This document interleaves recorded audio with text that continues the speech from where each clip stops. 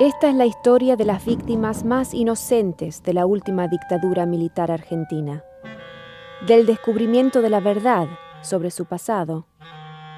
6 meses atrás de antes de mi nacimiento ya me habían elegido, por las características de mi mamá. De la realidad que enfrentaron sobre el destino de sus verdaderos padres. De mi mamá, como de todas las embarazadas y como de casi todos los que pasaron por ese centro clandestino de detención. Y de su búsqueda de justicia. ¿Vos podrías perdonar a alguien que haya tirado vivo a tu mamá de un avión? Esta es la historia de la búsqueda de su identidad.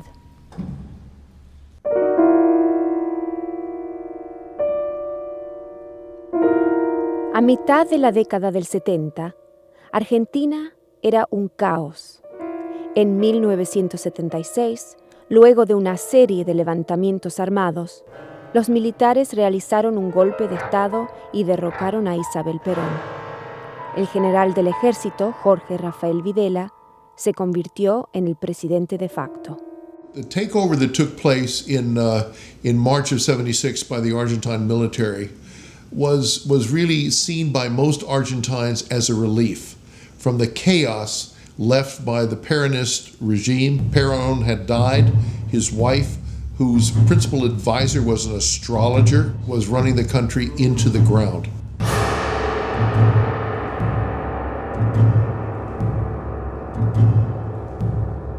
The military came in, and to begin with, everybody thought that everything would be okay.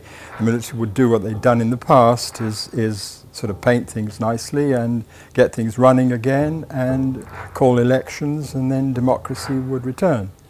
And hopefully it would be better this time. But of course, this time the military came in with an agenda, and the agenda really was to wipe out the left. Lo que ocurrió aquí fue una consecuencia de todo el proceso revolucionario que se vertió sobre Latinoamérica y que estaba dirigido por el gobierno de Fidel Castro en Cuba. El papel que cumplieron las Fuerzas Armadas en la década del 70 fue preservar la Constitución, preservar la decisión de la mayoría electoral, porque fue un gobierno constitucional el que ordenó a las Fuerzas Armadas reprimir al terrorismo.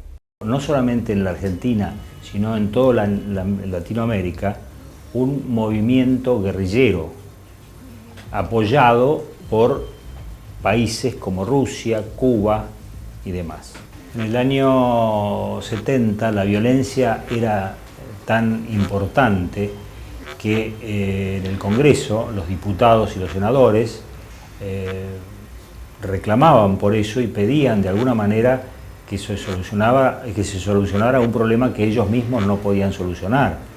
Entonces, el gobierno democrático en ese momento le dio intervención a las Fuerzas Armadas para que aniquilaran la guerrilla en todo el país. O sea, delitos cometidos desde el Estado son delitos que no se pueden comparar con ningún otro accionar. Por lo tanto, no son comparables con el accionar de las organizaciones revolucionarias o guerrilleras que actuaban en esa etapa histórica, que fue producto de todo un contexto histórico, no solamente en la Argentina, incluso en América Latina, y que el Estado, digamos, ejerciendo la represión desde todas sus instituciones, los crímenes cometidos son aberrantes y no pueden ser comparados con ningún otro accionar.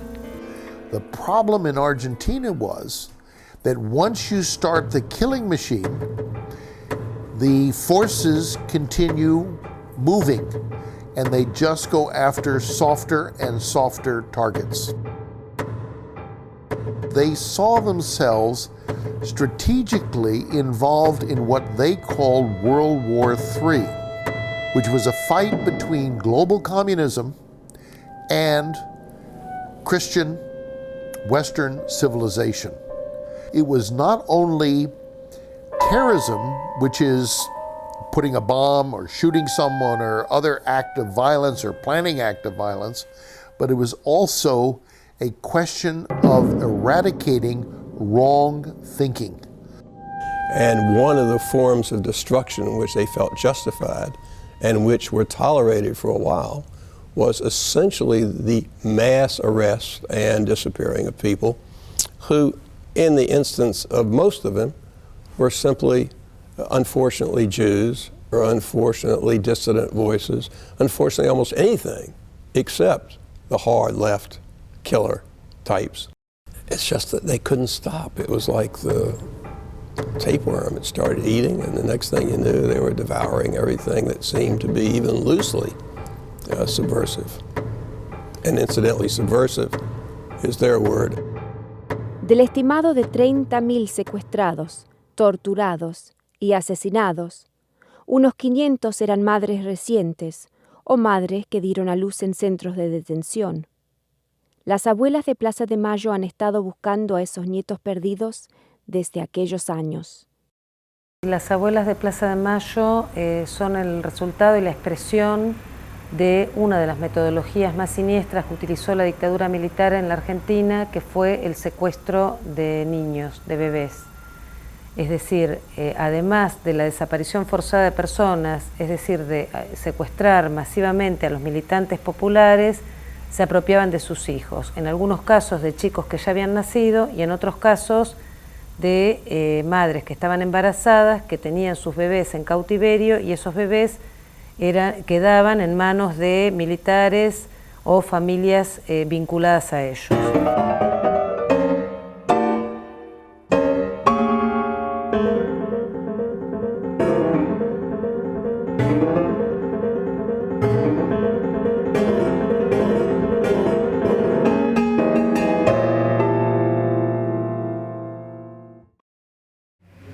Mi papá trabajaba en la empresa del Estado de telefonía. Los militares directamente fueron a la puerta de su trabajo y a la salida lo capturan y después de eso se dirigen hacia la casa donde vivían con mi mamá y también la apresan a mi madre. A partir de que nací estuve solo 20 días con mi mamá y hasta que fui entregado a una familia.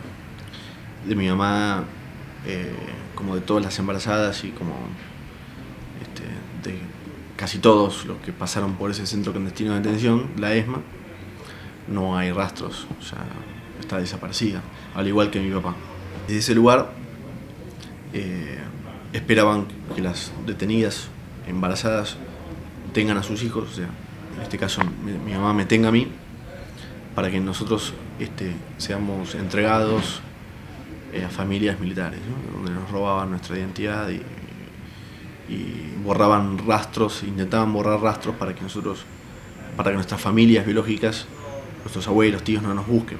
Y bueno, yo me crié con una familia vinculada al terrorismo de Estado, una familia donde el que decía ser mi padre, el padre falso, era miembro de los servicios de inteligencia de la Policía Federal. Que fueron 26 años que yo viví con una identidad falsa. La verdad que tenía muchas incertidumbres, inestabilidades emocionales y en un momento empecé a intentar escudriñar cuál era la causa de mis angustias, de mis depresiones, de mi inestabilidad. Empecé a preguntarme ciertamente a hacerme la pregunta de si yo era o no era hijo de esta gente. Sumado a que yo conocía la participación de este hombre en el terrorismo de Estado, sumado a que en los años de mi juventud yo habían comenzado a tener acceso a lecturas y conocimiento de cuál había sido el accionar del terrorismo de Estado, empecé a sospechar de que quizás yo podía ser un hijo de desaparecidos. Tenía que hacerme un análisis de ADN y es así que fui a hacerme ese análisis de ADN que luego de 6 meses de entrecruzamiento de datos genéticos con todos los grupos familiares que estaban buscando a su miembro y a sus nietos, como las abuelas buscando a sus nietos, ahí sí pude comprobar en el marzo del 2004 que no era hijo de esta gente, que era un hijo de desaparecidos y que mis papás eran bueno, desaparecidos y que mi familia me estaba buscando, que mis abuelos me buscaban, etc. Y además de la felicidad por haber encontrado mi verdad, porque en definitiva, si yo no la encontraba, seguía en el mar de dudas, seguía en la incertidumbre. Entonces, una doble alegría, conocer mi origen, el triunfo de la verdad y además conocer a mi familia.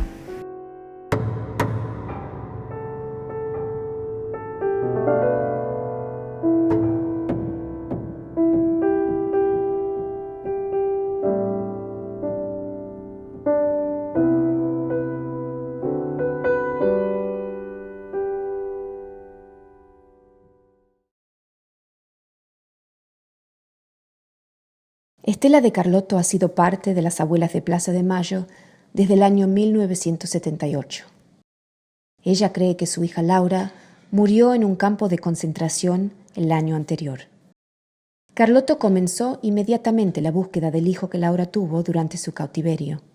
Las abuelas adoptamos la forma de búsqueda muy silenciosa, muy respetuosa, porque estábamos buscando a niños pequeños entonces que no sabíamos dónde estaban, y la tarea era una tarea detectivesca, búsqueda de datos para ver dónde estaban. Señoras que no eran otra cosa más que amas de casa, acostumbradas a trabajar en su hogar y a cuidar de su familia, han tenido que convertirse en gestoras de la paz y gestoras de la democracia. Familias cercanas a los militares tomaron a sus nietos y cambiaron toda la información sobre sus identidades. El robo de bebés, un delito grave, es de lesa humanidad, no prescribe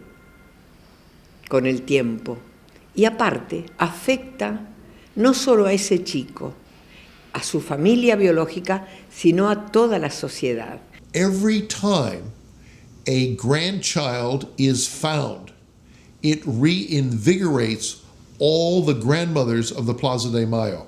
Para la abuela es un momento de una emoción tremenda, porque se encuentra con lo que buscó durante tantos años, que además se parece a su hijo o a su hija, lo cual le mueve mucho toda esa historia. Y la respuesta del niño, cuando era pequeño, era de dolor, de shock, cuando se enteraba que ese papá y mamá no eran verdaderos, que él tenía otros papás, que tenía otra abuela que lo buscaba. Hay algunas abuelas que tienen 90 años, otras tenemos un poco menos. Algunas ya se han muerto, otras están enfermas. El día que no haya una sola abuela, esta institución queda en manos de esos nietos.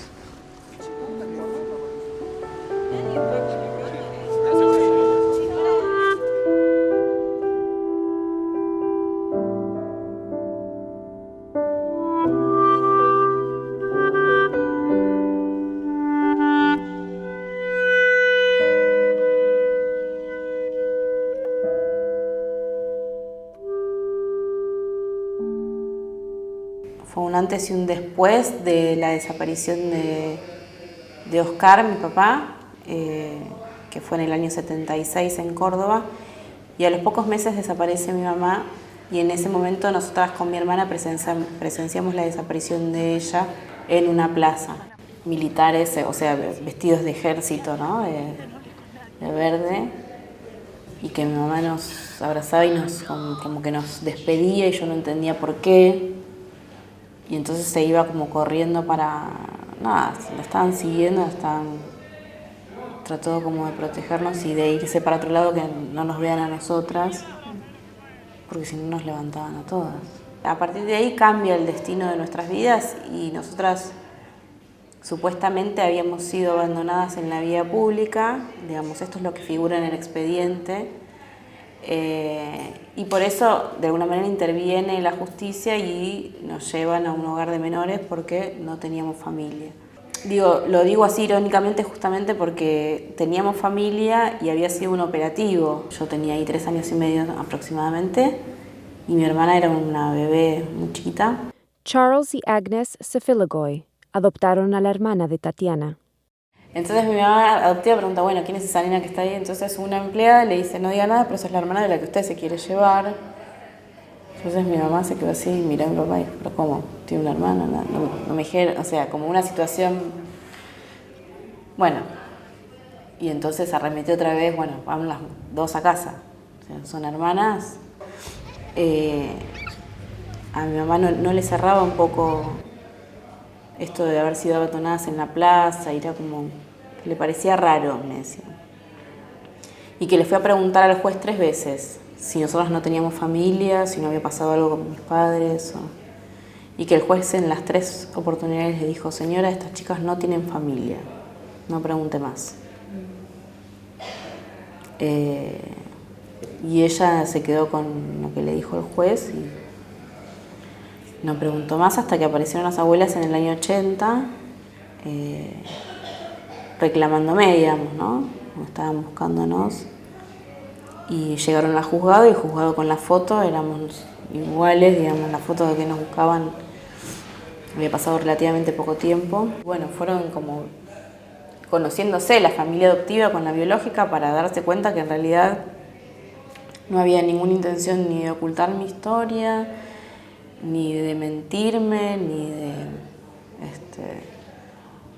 digamos que no éramos un botín de guerra. Por la experiencia que le tocó vivir, Tatiana decidió estudiar psicología. Y ahí es cuando me llamaron y me dijeron, bueno, Tati, a ver si nos das una mano, porque acá hay que saber cómo manejarse con chicos que ya no son chicos, que son adolescentes, que son jóvenes y que tienen dudas y no sabemos cómo ayudarlos desde lo psicológico. El hijo de Abel Madariaga, el último nieto, el nieto 101, dijo, yo tardé 10 años en ir en abuelas. Con lo cual él se estaba preparando para ese momento. Era una crisis en donde de alguna manera él se veía venir que iba a haber un cambio abrupto y que iba a haber cosas nuevas, que iba a haber una familia nueva. Se enteran de grandes que no son hijos del matrimonio, que supuestamente dice ser sus padres. Y ahí se rompe la confianza de años, donde le mintieron, donde les dijeron que eran sus padres y entonces para esa persona poder confiar en alguien es como muy difícil. Tu objetivo en ese momento es saber de dónde saliste y hay personas que no comprenden eso, tienen otra lógica y dicen, bueno, eso ya pasó, tenés que olvidarte. Da vuelta a la hoja, digamos. Hay gente que sigue pensando que eso hay que olvidarlo y en realidad uno no lo puede olvidar porque es algo que no tiene resuelto. Luego del retorno a la democracia y del saneamiento que solo el tiempo puede traer, mucho ha cambiado para ella y para otros que colaboran con abuelas. En la celebración del bicentenario de la Nación Argentina, un puesto instalado por las abuelas atrajo a miles de visitantes abiertamente interesados por el trabajo del grupo. Si nos remontamos al comienzo de nuestra lucha, nadie nos conocía y nos rechazaban porque no comprendían, no entendían y tenían miedo. Hoy no hay miedo. Hace 15 años decir que uno era de abuelas o de madres era socialmente como, no, mejor no lo digas por las dudas. Hoy en día uno puede decir que es de esa institución y nada, y al contrario, a veces te dicen, uy, qué bueno, ¿y cómo puedo hacer para ayudarlos?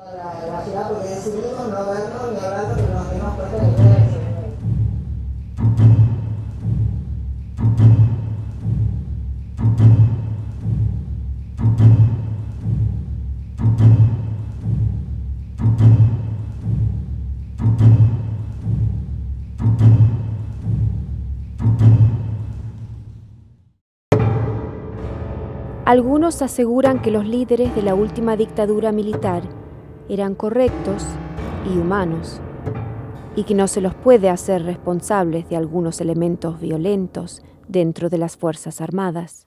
La persecución, no solamente a militantes del campo popular, sino que secuestraban a esa generación, se apropiaban de sus hijos y también secuestraban a quienes los buscaban, porque también fueron desaparecidas madres de Plaza de Mayo que estaban buscando a sus hijos y familiares de desaparecidos. Entonces, ahí uno se da cuenta que no se trató de excesos, sino que se trató de un plan sistemático.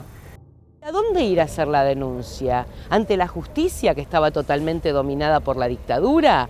¿A una comisaría, que era la que daba la zona libre para que las fuerzas ilegales del Estado secuestraran y mataran? No sabíamos qué hacer. Había silencio y por conveniencia, y no había preguntas, no se hacían preguntas, ese es el tema. Venía tu marido, mirá lo que traje, un bebé nuevo, perfecto.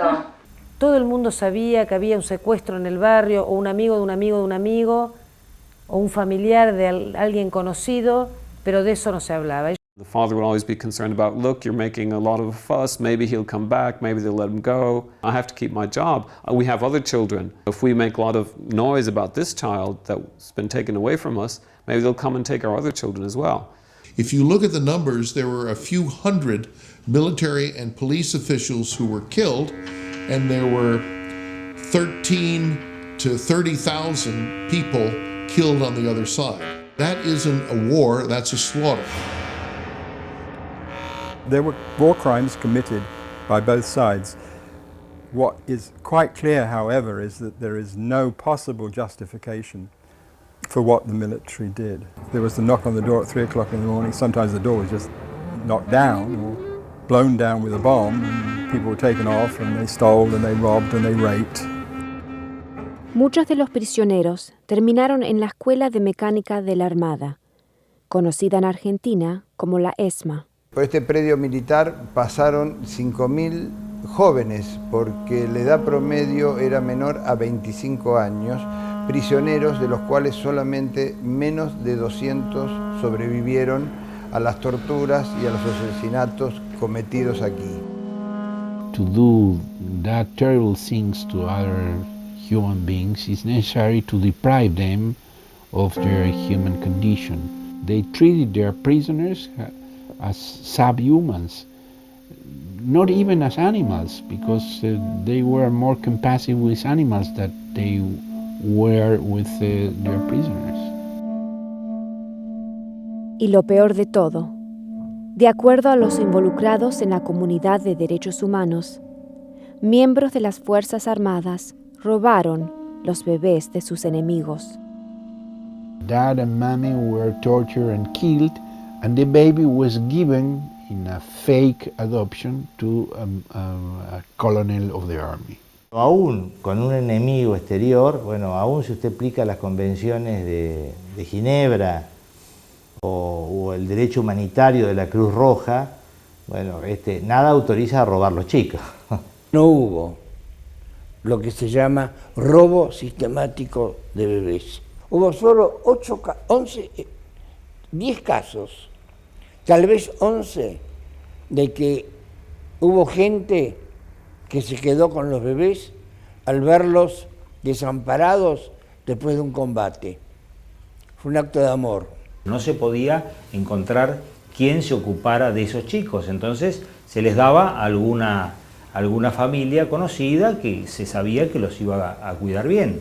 O sea, era en protección de los chicos y no un secuestro. Algunos de los apropiadores han pretendido presentar su conducta como que han salvado a estos chicos del abandono o cosas similares, y la realidad es que la mayoría de ellos incluso son responsables de las muertes de sus padres e incluso los han interrogado bajo tortura.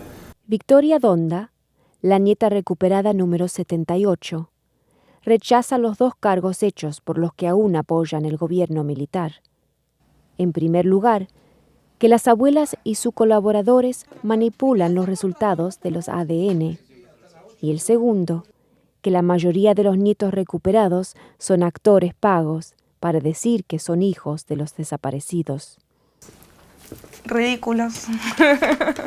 Eso, ridículo. A ver, yo no me puedo poner a discutir con esa gente. Es como que yo les pida, no sé, es como que yo le pida a alguien que discuta con los que niegan el Holocausto. O sea, no discutís con esa gente justifica los horrores más duros de la historia.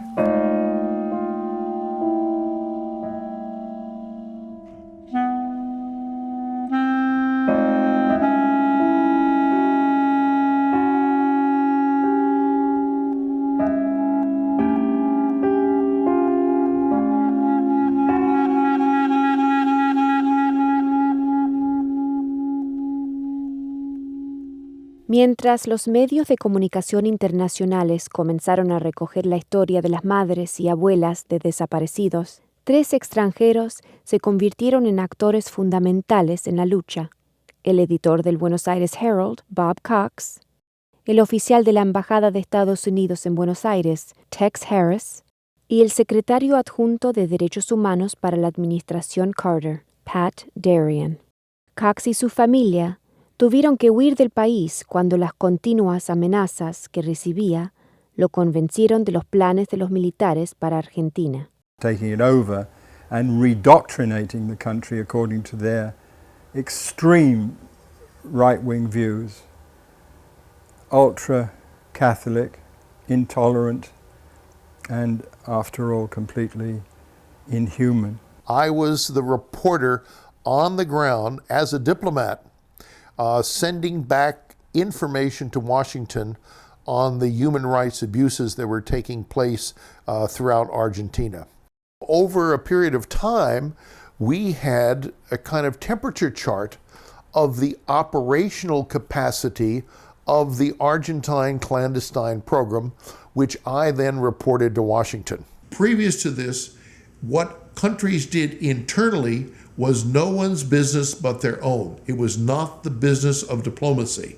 So the efforts that were begun during the Carter administration, spearheaded by Pat Darien, really changed the fabric and the texture of the practice of diplomacy as we know it today. She was the first person from the outside world of the United States who came in and said to government and to everybody else that what was going on in the dirty war was unacceptable, that it violated national and international norms, and that the United States no longer felt that to be a tolerable exercise of power by the junta. Ese mensaje fue muy diferente al enfoque del anterior secretario de Estado, Henry Kissinger, quien asistió a la Copa del Mundo de Fútbol de 1978 en Buenos Aires con el líder de la Junta, Jorge Videla.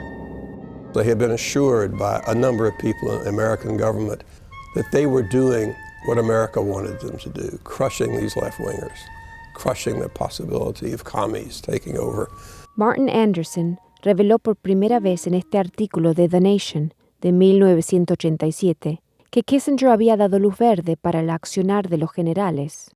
Carlos Osorio, del Archivo de Seguridad Nacional en Washington, con la ayuda de estudiantes de la Universidad de William and Mary, ha puesto al descubierto una serie de documentos que indica que, antes de la administración Carter, el gobierno de los Estados Unidos conocía pero ignoraba lo que el régimen estaba haciendo.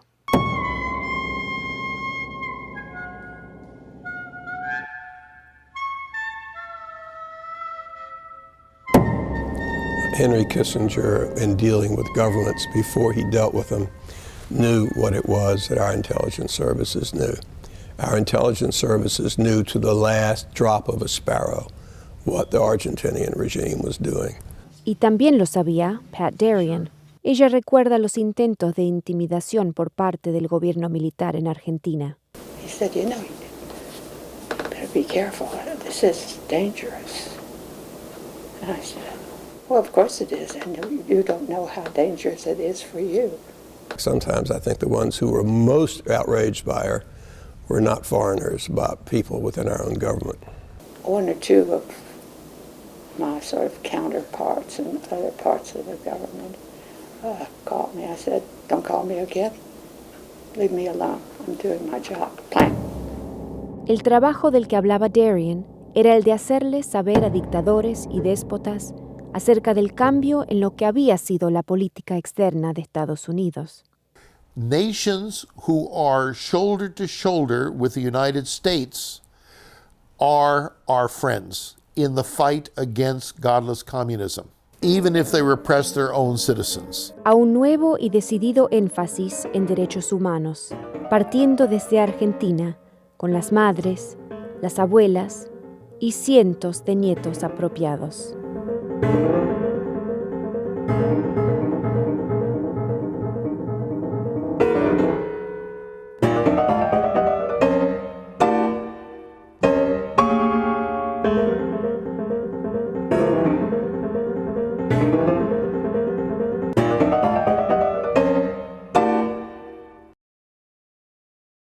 A los 29 años, encontrarte con tu papá y un hermano biológico. En mi caso, viví toda mi vida como hijo único, toda esa vida que viví, esos 29 años, como hijo único. Si te van a decir la verdad de que vas a ser más pobre de lo que eras, o vas a tener que prescindir de ciertas cosas, quizás sí te duele, o que te suceda algo en relación a una enfermedad de tu niño, de tu ser querido. Hay realidades que sí duelen, pero creo que en este contexto prefiero la verdad a no tenerla, ¿no? Si bien es algo que te genera procesos dentro tuyo y estados de tristeza, broncas, diferentes estados, prefiero esta realidad a la que me habían hecho creer. Hilda dio a luz a Pedro en un centro de detención. Jorge Nadal, su padre biológico, pasó 5 años en la cárcel, 4 más en el exilio y 30 años en busca de Pedro. Y todos los días le dediqué tiempo y pensamientos, hasta el día que lo encontré. Fue magnífico, ¿no? A Pedro sí lo conocí. El día que tengo contacto con él, lo hago en su lugar de trabajo. Yo me presento como un mensajero, un cartero. Dice, ahí viene, Ferián. Entonces yo lo vi y le dije, bueno, traigo esta correspondencia, tengo orden de un gerente de Telefónica de entregársela en mano, cosa que a él le sorprendió un poco porque no era lo usual, pero me sirvió para verlo.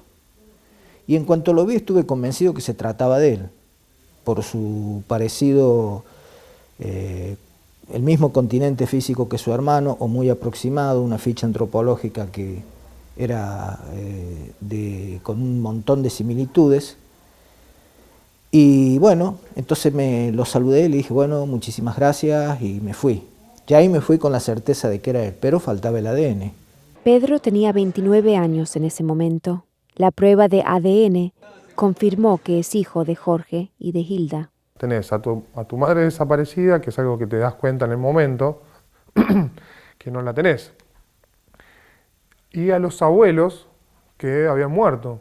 Justamente en este caso, en mi caso, mi abuela materna moría hacía muy pocos meses, hacía en realidad pocos días, 15 días o 20, anterior a que el ADN dé positivo. Pedro tuvo que lidiar con esa tristeza y con una serie de reacciones de 2 grupos de personas. Dentro del grupo social inmediato, amigos, familiares y demás, hay una división. Hay quienes dicen, mirá por lo que pasaste, te acompaño al menos, no sé si te entienden, pero te acompañan. Y otros tantos que piensan que tendrás que estar agradecido porque te rescataron o te hicieron realmente un favor. Pedro y su padre solo quieren recuperar todos los años que estuvieron separados. Chao, querida. Chao. Un espacio de tiempo que yo creo que no es irrecuperable, no va a llevar más tiempo, ¿no? Para lo cual me he propuesto vivir muchos años más, ¿eh?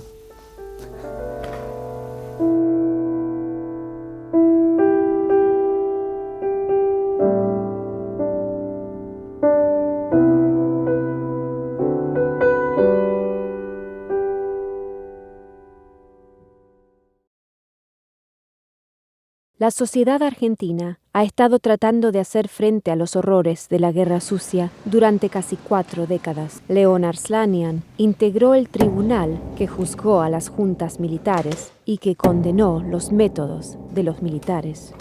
Las mujeres jóvenes detenidas en estado de gravidez o embarazadas tenían sus hijos en cautiverio y esas criaturas no eran entregadas a sus abuelos o sus familiares, sino que eran entregadas a miembros de las fuerzas de seguridad, a policías, a militares o lo que fuere, para que los tuvieran en adopción, y esto fue una metodología que se repitió en cada uno de los casos. Entonces querían darles buenas familias cristianas, familias de militares. Estos chicos fueron tratados como un botín de guerra. El Estado está para protegernos y para garantizar la aplicación de la ley, no para cometer actos criminales. Las abuelas de los bebés apropiados continúan sufriendo a causa de esos crímenes. Son las víctimas del botín de guerra que fueron los nietos, es decir, sus hijas o hijos, fueron mantenidos vivos en cautiverio hasta que tuvieran las criaturas que estaban engendrando y fueron arrancados esos bebés y sus madres fueron asesinadas, igual que sus padres. Algunos acusan a las abuelas y a otros de tener memoria selectiva. Esconden la condición de guerrillero de sus hijos, que fueron los que atacaron al Estado tratando de tomarlo, ¿no es cierto?, de tomar el Estado y gobernar con un sistema marxista al estilo Cuba o al estilo Rusia de ese entonces. You could somehow argue, and lots of people did, that their children were terrorists, their children were guerrilla fighters. They had in turn, put bombs, in military headquarters or killed lots of people. In the case of the babies, there is no way you could say that they were guilty of absolutely anything. Gogni investigó la influencia nazi en la dictadura y asegura que los militares tenían un objetivo claro en mente cuando se trataba de los niños apropiados. The most sublime victory for them would be to turn over to their kind of thinking the children, the captured children of the godless terrorists whom they were fighting against. Un bebé no es enemigo, es un bebé, pero lo robaron. Fue como para instalar el miedo por muchas generaciones y además demostrar el poder que tenían sobre la vida de su víctima, a la que torturaban, violaban, le robaban sus bienes y le robaban hasta el hijo. Acá en la Argentina ese concepto se perfeccionó, digamos, en forma perversa, que es robar un bebé. The mothers and fathers and brothers and sisters of people who were disappeared, they, after a time, after a decade, realize that their son or daughter is not coming back. But the grandmothers know that their grandchildren are alive. Las abuelas de Plaza de Mayo se negaron a ser víctimas. La búsqueda de justicia y los nietos apropiados comenzó sin demoras y grupos de derechos humanos en todo el mundo se unieron a la lucha. Principally because of the cultural cries from the mothers and the grandmothers who were missing their children and their grandchildren. And that was a cry that was heard and understood around the world.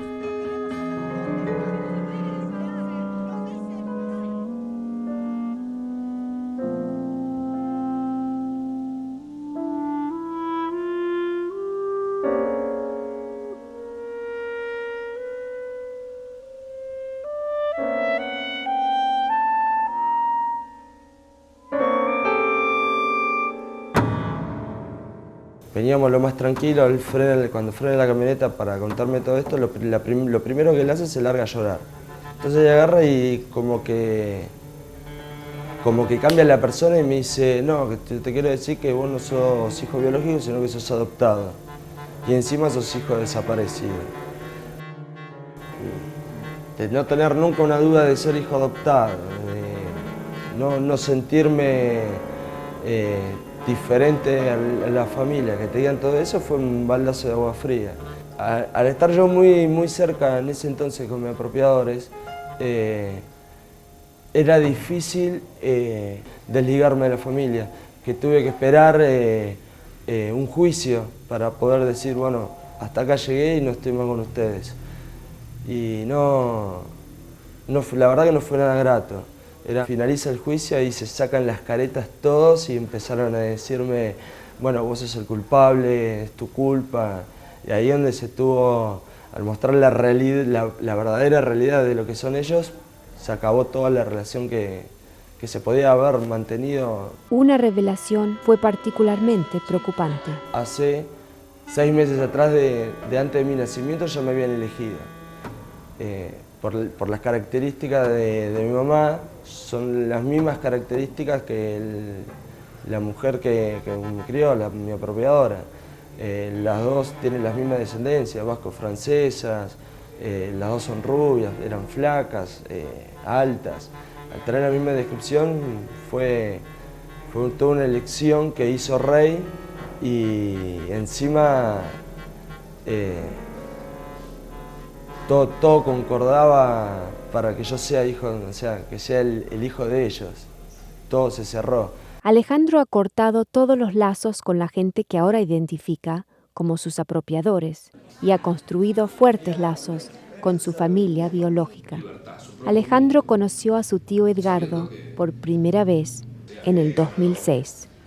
¿Qué hacer en ese momento? No se sabe qué hacer uno, que solamente por ahí uno puede abrazar, tocar, pero no se sabe lo que uno quiere decir, porque uno quiere por ahí resolver 30 años en 30 segundos. En realidad, 30 años se resuelve en 30 años. Y siempre le hablaba a mis hijos de eso. Ustedes tienen como si fuera un hermanito perdido. Algún día lo vamos a encontrar. Tengan la plena seguridad que a eso vamos a llegar. Y llegamos, ¿no? Era también mi hermana que había vencido a la muerte, que había vencido a sus torturadores, a sus violadores, a los que la asesinaron. Y era un momento de mucha felicidad, ¿no? Que era un momento muy esperado. Alejandro también ha llegado a conocer a su abuela, Clelia Fontana, una miembro de las abuelas. He hecho muchas cosas para poder encontrarlo. Hemos viajado tantas partes para a veces tener una noticia de si él estaba.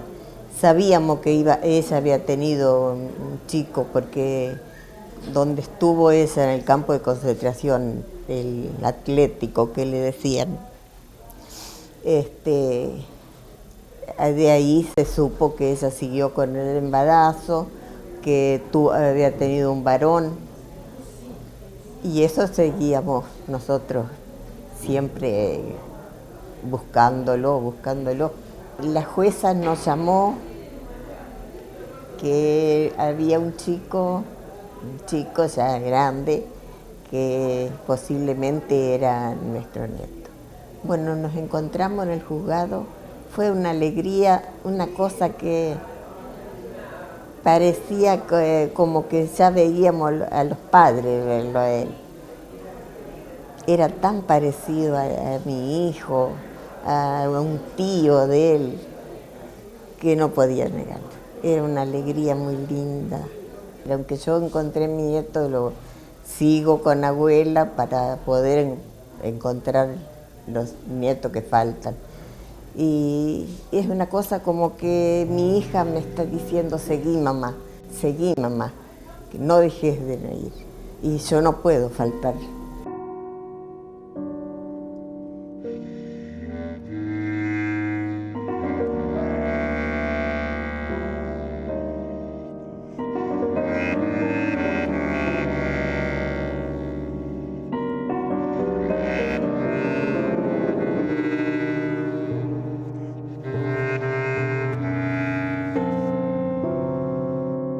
Tantos años después uno tuvo la posibilidad de pensar muchas veces y uno se lo preguntó muchas veces por qué salí.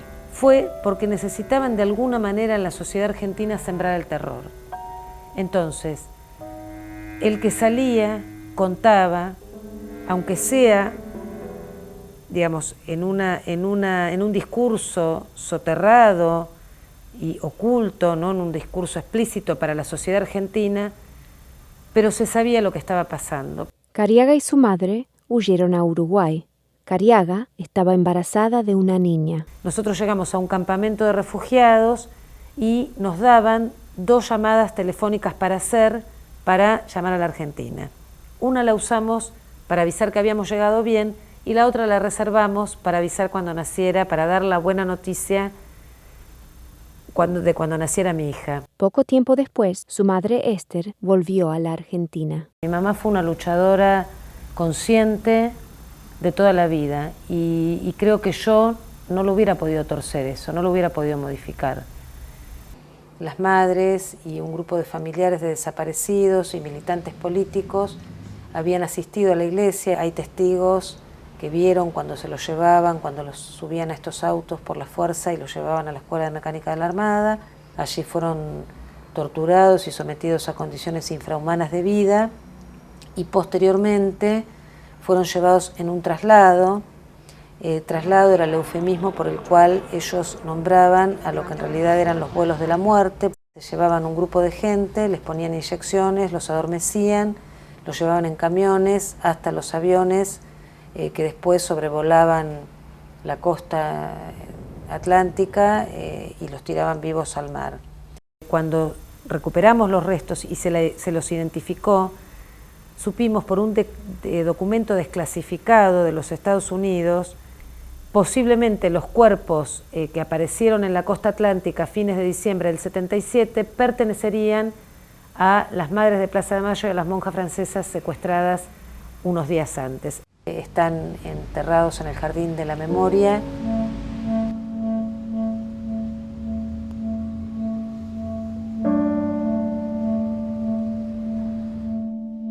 Nosotros, precisamente cuando la enterramos, también tuvimos otro hecho que afectó dolorosamente a la familia, que fue la muerte de mi papá en el año 2000, sin que él hubiera podido enterarse de lo que había pasado con su compañera de tantos años de su vida.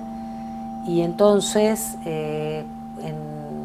pusimos a la manera de epitafio un párrafo de una carta que él había escrito hablando de ella, que mi papá había escrito hablando de mi mamá, en donde decía: en nuestro matrimonio soy yo el que ha tenido el honor de ser su esposo, en su corazón generoso nunca ha guardado ningún secreto para mí, salvo el de dónde ha podido salir tanta ternura y de qué manantial brotó tanta belleza para su alma. Eso lo pusimos como epitafio y ahí firmamos tus hijas, tus nietos y tu bisnieto. Ana Fernández nunca conoció a su abuela, pero dice que tiene la suerte de haber crecido con su madre a su lado. O sea, uno siempre nace de su mamá y tiene ese lazo único. Pero bueno, acá fue de la mano de contra todos y lo conseguimos y para mí es como una victoria. Y trabaja duro para que su hijo sepa de las contribuciones de su abuela, Ana María Cariaga, y de su bisabuela, Esther Balestrino. Él sabe las cosas que pasaron, él pregunta cuando quiere saber algo más. Hace varios años que preguntó dónde estaba su abuela o dónde estaba su tío o por qué, o si mataban a la gente que luchaba por un mundo mejor. No todos los héroes de Ramiro juegan fútbol. Es para él y para las familias no tan afortunadas como la suya que Cariaga trabaja junto a las abuelas. Solamente a quienes directamente han sido apropiados, sino también a la sociedad en su conjunto y a generaciones que no nacieron, porque hoy los hijos de los nietos desaparecidos, es decir, que no han recuperado su identidad, también tienen su identidad cambiada.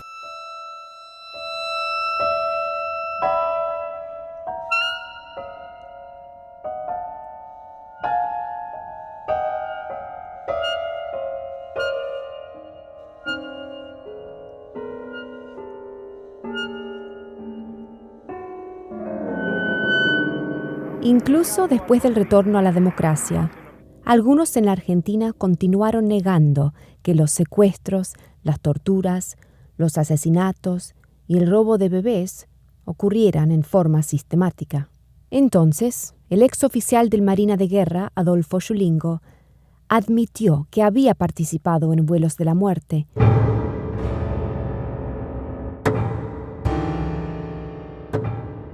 Y que lanzó prisioneros drogados desde aviones al mar. The confession of Captain Chilingo had that strong impact in Argentine society. For the first time, one of the military responsible for the crimes admitted to have committed crimes. And then, from this moment on, there was no more two versions of history. En el año 2005, un tribunal español condenó a Chulingo por crímenes contra la humanidad. Otros exmiembros de las Fuerzas Armadas pasaban su tiempo a la vista de toda la sociedad. Once the dictatorship collapsed, they all started living perfectly normal, law-abiding lives.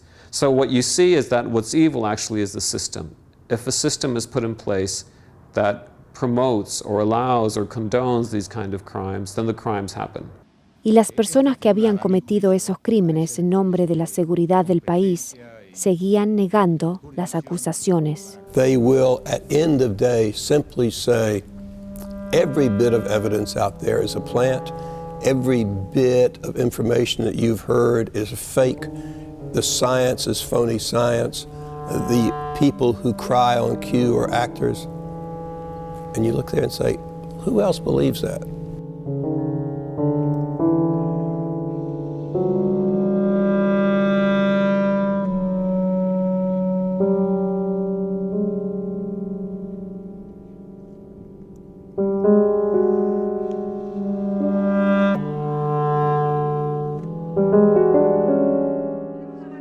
Durante muchos años, muchos argentinos no sabían a quién o qué creer.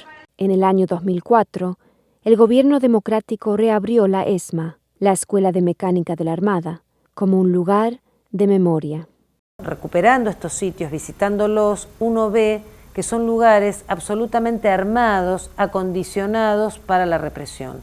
Y todo, digamos, las celdas, las salas de tortura, que en algunos casos ellos llamaban quirófanos, estaban acondicionadas para la tortura, que era el método de interrogación y de despersonalización sistemático que utilizaban prácticamente con todas las personas que eran llevadas ahí. Grupos de estudiantes aprenden sobre las cosas terribles que pasaron ahí.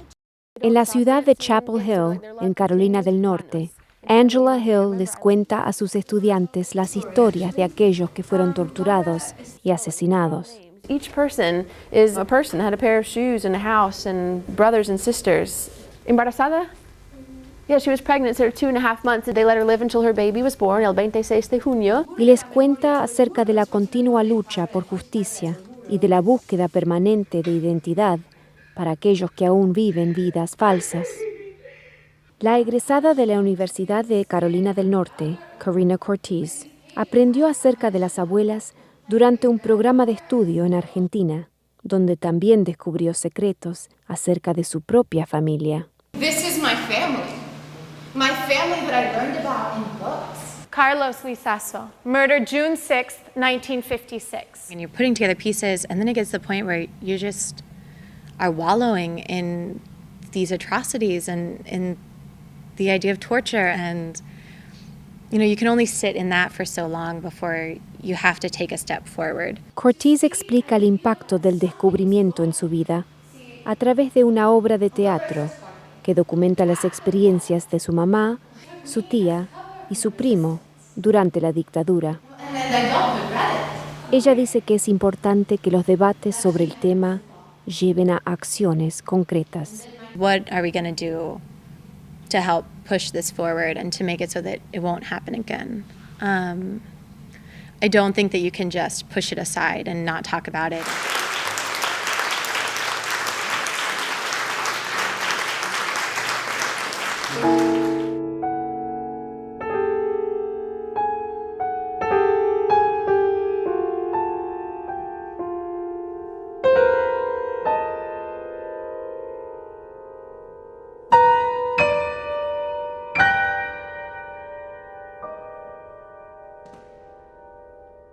Casi 4 décadas después de la caída del régimen militar, los argentinos siguen luchando con lo que pasó y con el concepto de la reconciliación.